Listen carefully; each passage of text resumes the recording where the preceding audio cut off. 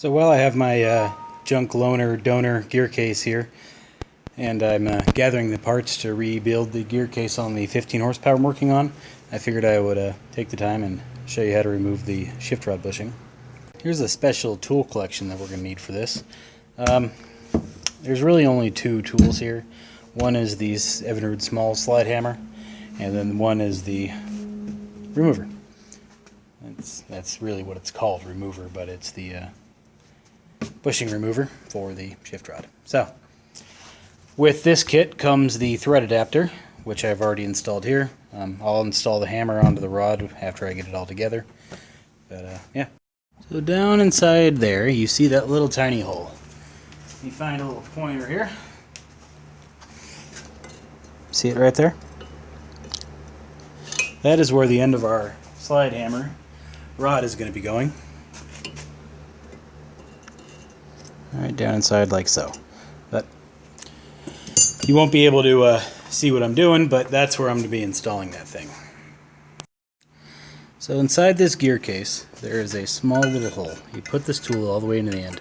There's a little hole right here. Do you see what I'm doing? So now that I have the tool in there, I can then get my adapter end and thread it in from the top. So while holding the tool up into that little hole cavity, you can align your slide hammer end here and thread it into the bottom of that tool, which it's now in there. So now we don't need to worry about the tool, it's going to stay put. So now that our tool assembly is all held in there, I can remove this, and that'll allow that bottom bushing to slide out on its own. Now, bottom, I don't know, round threaded rod thing. So that's all assembled in there. So now we can take our little nut off the back, install our hammer, or our slide if you want to call it. The hammer's installed, the nut's on top. I don't know how well this is going to work on my holding fixture here. I suppose if you really wanted to do it, you could turn the entire thing around so it's holding on the back of it instead of on the front. This should be okay.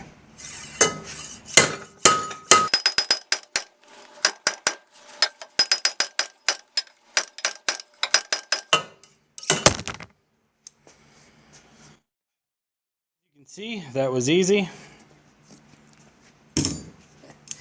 Yeah, that was a joke. That was a lot of force there.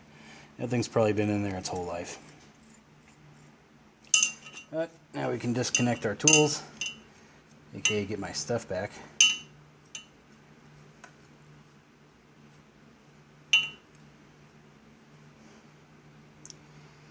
Oh. The bottom piece there. Bushing itself is pretty on there. Seems like it fought the rubber going on too.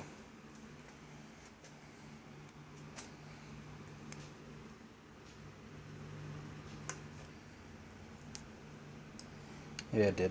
But anywho, there's our parts. There's the bushing, nice and out. And there's our end result. You see the bushing's nice removed. Getting it back in's a bit easier. There's our installer tool. After we put new O-rings and clean the bushing up, that would just install like so, and you'd hammer it right in. Well, that's the end of this short little video. If you got any questions, please let me know. Here to help. Please subscribe, and have a good day.